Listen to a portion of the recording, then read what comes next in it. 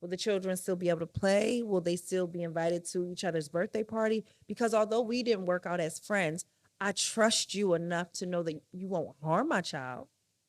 Or are we just gonna go cold turkey and we don't get to tell them anything? Start asking those questions.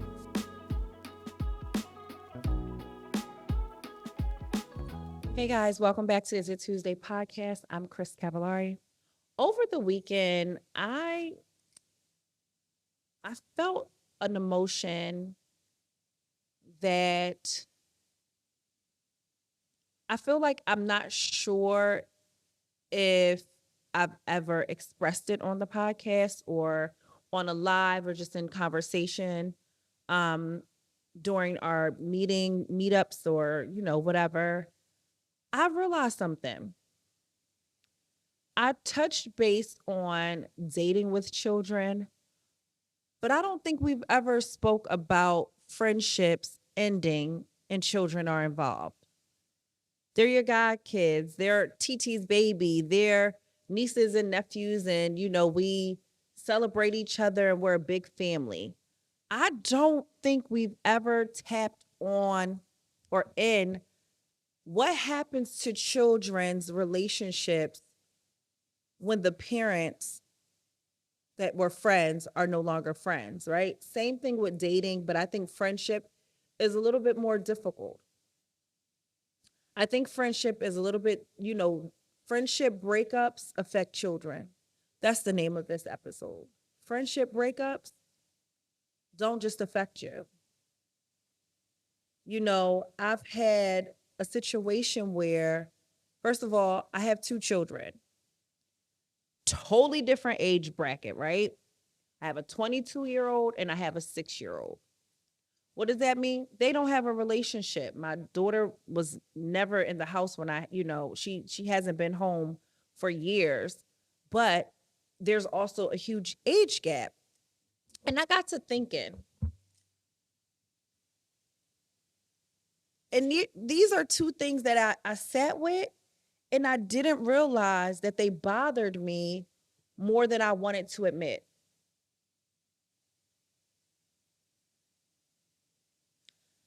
I could not admit it to myself, but I think it's not because of ego. I think it's been so buried that I never even realized this shit really hurts. And I think what sparked it was everyone's birthday's coming up. My birthday is in August. My son's birthday's in August. My sister's in July. My mother's in July. My niece is in September. My daughter's in March. I think what sparked me thinking about this is when it's time to invite people to birthday parties and an email, a text message, or an invitation goes unanswered from the parent. And I thought about this because for my son's birthday, he's asking for friends that he's had relationships with. They're his cousins. Black people, everybody's your cousin. If me and your mama friends, you my niece and the kids is cousins, right? We all know that. This is a black thing. If you're not gang, that's the rule. We are cousins. We're past best friends. We're past this. We're related, right? The sucky part about that is with my daughter, I didn't have any friends that had children her at that time. I was the only one with the baby. So it didn't really hit me that when our friendships dissolved, there was no real breakup with her and their children because none of my friends had kids her age, right? Um, but as I've gotten older and I have my son, there's friends that we have kids in the same age range. And I realized my son was calling and he's reaching out and kids, they got iPads and they know how to call such and such and they know how to, they know how to stay connected, these new kids, right? And I realized his calls were being declined.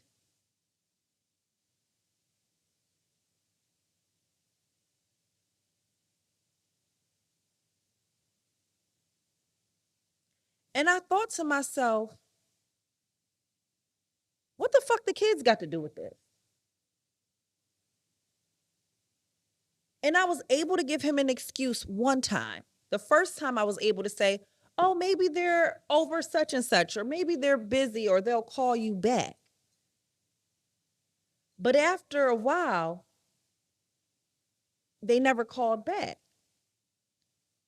After a while, he asked to reach back out. Hey, can you call such and such? Hey, can we go over such and such house? I had to understand and learn how to break up a friendship with children.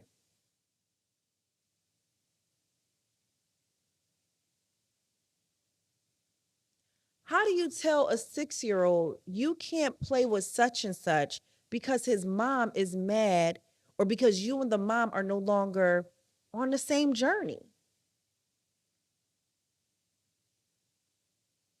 That you felt very much so one sided in a friendship. So you decided to do what's best for you.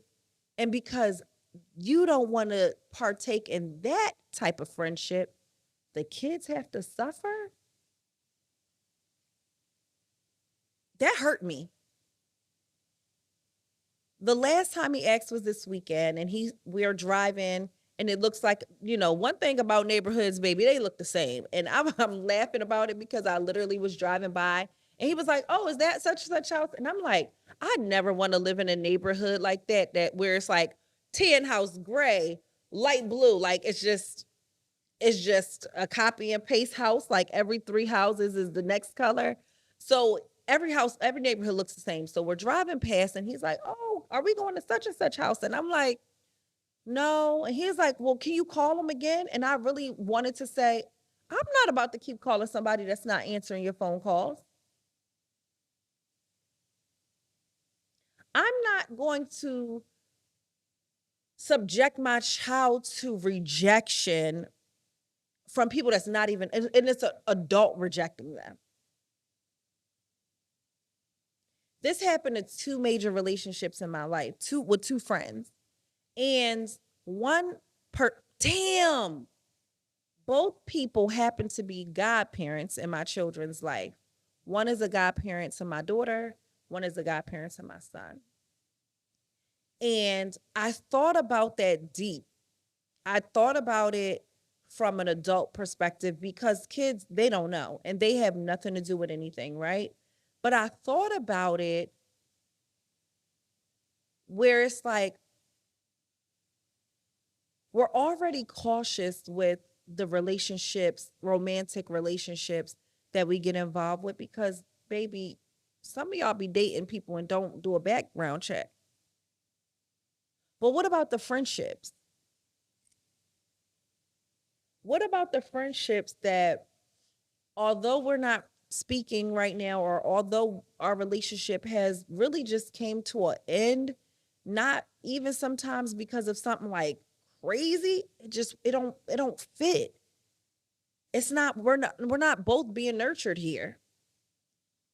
When are we gonna have that conversation? When are we gonna have that conversation? Like, so the kids couldn't call him on his birthday. He wasn't invited to their birthday. Like, we're just gonna act like they don't exist to each other. I was just thinking to myself, one thing about me, I can get over a lot. I can get over a lot. What I can't get over is people putting kids in the middle of situations. I can't get over thinking that children have to suffer or feel abandoned even by each other, by their friends. My son has suffered a lot of abandonment this year. I said it. Thank you, God. I said it. I didn't know when that was going to come out, how it was going to come out. But fuck it, we here. My son has suffered a lot of abandonment this year.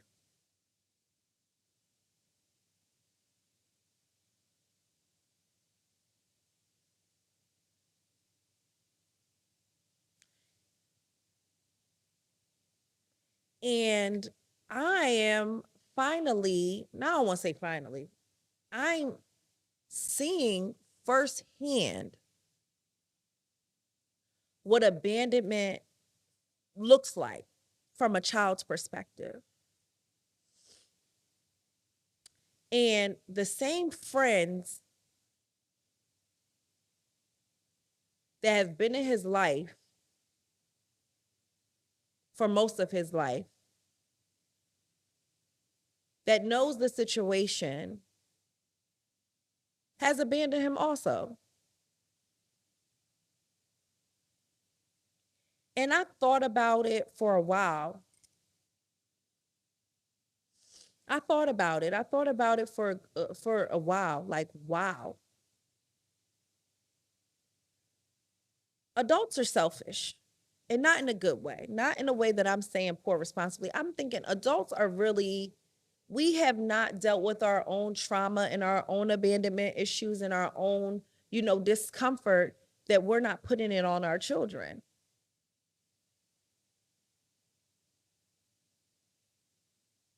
We don't think that children remember these things. We don't think that it's important to them. We don't see ourselves explaining, hey, such and such moved, or giving them just some type of like something, an explanation, like they deserve to know. Hey, such and such move. Hey, this is going on, something. I just think about how in my son's head and in his eyes when I'm looking at him, how so many people and things and places have been taken away from him. How now, months in, because this is months in, this is about 8 months in of a lot of situations unfolding. But I'm thinking to myself how what was your everyday life, like what you knew to be your schedule, your normalcy, has been pulled from under your feet. And the last thing that I would expect are adult moms doing that to children. You know what we're working through. You know what we're healing through. You know why we are. It's because right now everyone's on this journey. I said it before, everyone's on this soft life journey, but never everyone's not on this accountability journey. Everyone's not on a let me look at myself in the mirror and do the shadow work. What am I doing to cause these things, or what am I doing to allow them to continue with the next generation? And I thought about it hard, y'all. I was like, yo, my son has been calling this girl's kids for months.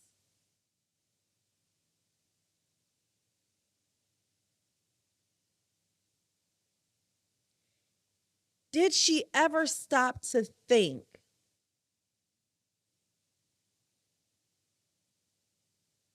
I'm adding fuel to the fire by making our kids suffer?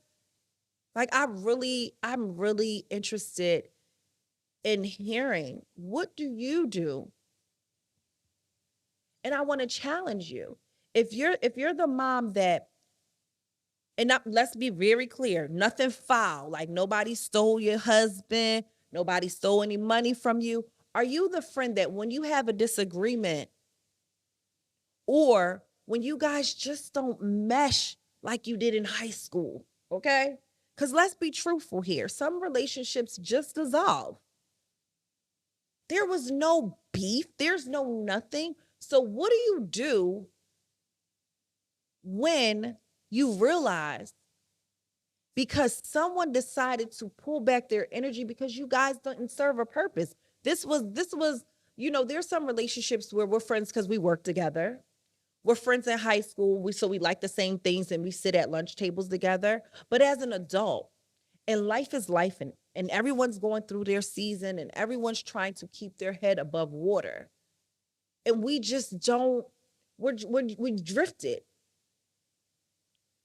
Are you the mom that when you drift from your friendships with your adult friends, that you allow those things to trickle into your children's relationship with their children? Are you that mom that's like, don't speak to her? I remember a friend of mine, and we worked through it, but I remember very vividly her and I probably was just on a different journey. She's in a mess with somebody else. And I'm tired of hearing it. But I remember coming into contact with her children, and they didn't greet me the way that they normally greeted me. And all I could think to myself is they heard what she said about me. They heard too much. They think, oh, my mom doesn't like her, so I can't say hi. Like we were all together, but I vividly remembered them not embracing me the way that they would typically embrace me. And I really started to think, like, what about us? Are we passing along without knowing? What are we doing?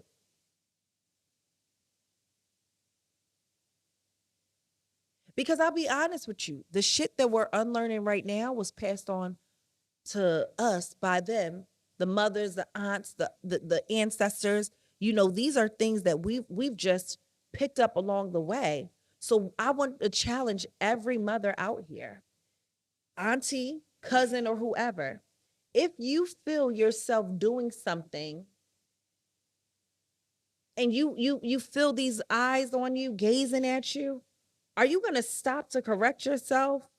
Are you going to pass on that trauma? And I'll tell you, I'm going to get a lot of for this. I'm going to get a lot, but I'm okay with that.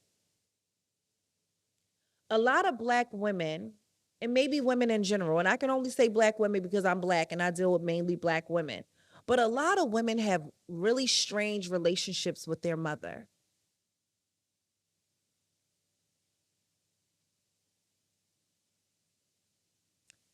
A lot of women have bad relationships with other women because of the relationship with their mother. And I get it. It's five of y'all, like, oh, not me. Me and my mom best friends, and we do this every day, and we do this every day. Cool. I'm not talking to you. But there's a girl out there, there's a woman out there right now that does not have that relationship with, who wish she could pick up the phone and call her mother and just have a regular conversation without it being something. How do I know that? Because I'm one of them. But now I'm also a mother that has an adult daughter that realized I may have passed some of that trauma to her. How do we fix this? What conversations like this? Where now I'm saying, wait a minute. This is being put on my child and it has nothing to do with them. My child is calling to invite your children to his birthday party. But because you can't just understand that we are not aligned anymore, and history will not keep us together because history has a way of repeating itself. When we don't talk about the real issue, when we just sweep it under the rug because aesthetically we look nice together, or we went to high school together and we've been friends for 20 years. How many of those 20 years have we actually been on good terms? How many of those 20 years have been equal give and take?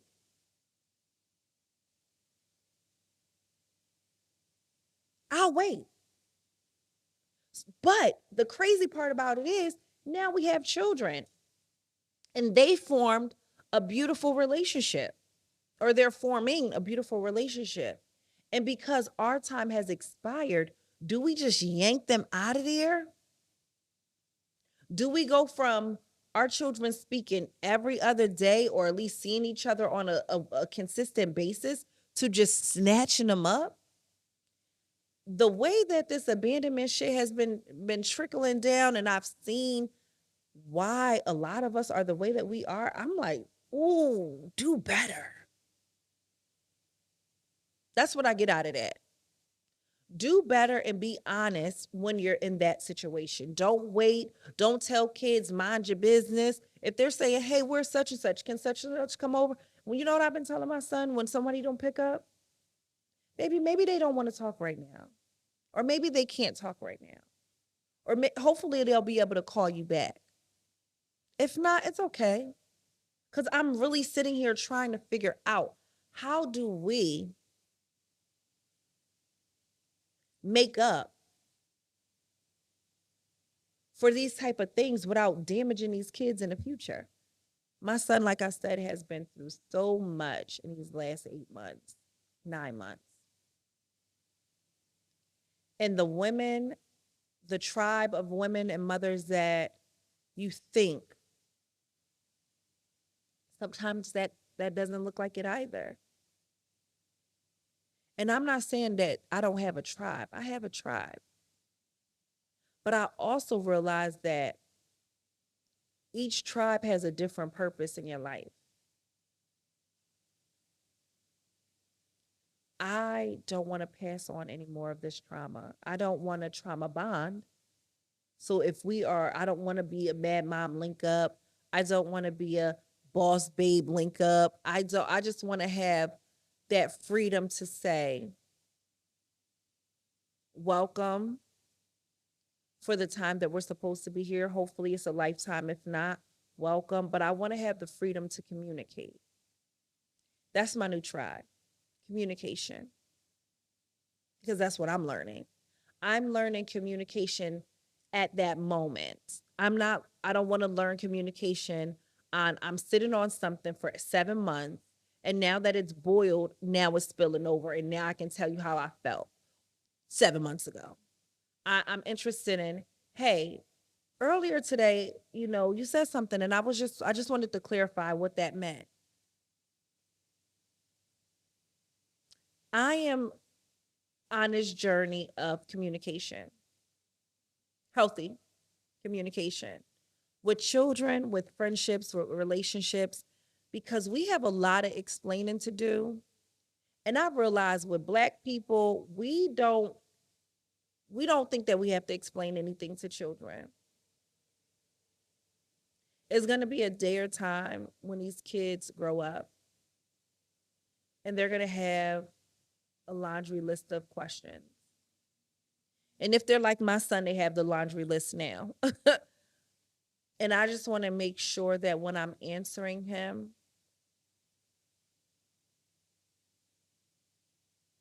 I'm genuine and sincere. I'm not projecting,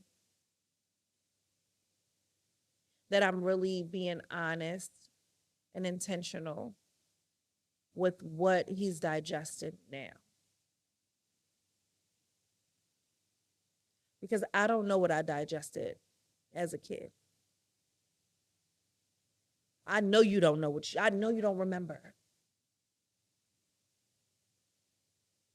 But I'm doing my damnedest to make sure history doesn't repeat itself. So when you're thinking about dating and you're thinking about friendships and you're thinking about going on a mommy play date, and you're thinking about, blended families, I really want you to start having this conversation before you enter a new chapter. Hey, I would love to get the kids together. So would I. Okay, cool. Y'all get them together the first time. Third meeting. Hey, once you start getting real personal, I think that's the time where we should sit down and say, hey, the kids really enjoy being around each other. They're kids, so they fight and do shit kids do. But if so, things happen. How are we as parents going to help them get through their difficulties in friendships if we have a difficulty, because life happens, if we so happen to go our separate ways, how are we going to handle that with the children? Will the children still be able to play? Will they still be invited to each other's birthday party? Because although we didn't work out as friends, I trust you enough to know that you won't harm my child. Or are we just going to go cold turkey and we don't get to tell them anything? Start asking those questions. Because before anybody else invites me on a play date, those are the questions I have. And dating, the same thing. Let's be realistic here. I already know I'm going to be in a blended family.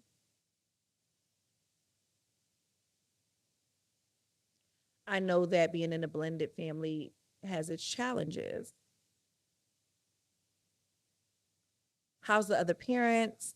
You know, are we, how do you guys typically spend holidays? What's family night like? Or how's dinner? Like, what's your routine? And this is once we're getting into that space of like, we together, like we are doing this. But what does that look like? I'm really, that's how much I want to communicate now. What does this look like for you and your family? We need to start interviewing and we need to start really fine toothing it. You cannot, and in these traumas and things like that without knowing and being honest and in front of it. What does this look like? Because he's already going through a lot and I don't want to add more to his plate.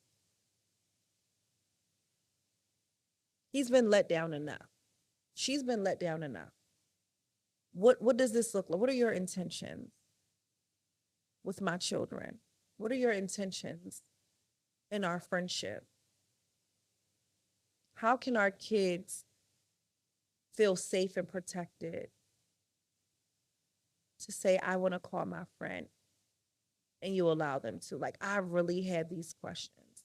So I'm really interested in hearing your thoughts about it. I'm interested because you may not have thought about that. Maybe your kid has not suffered, thankfully, if they did it. They have not suffered with abrupt change. And what I've realized looking at my son and seeing it through his lens is his whole little world is changing.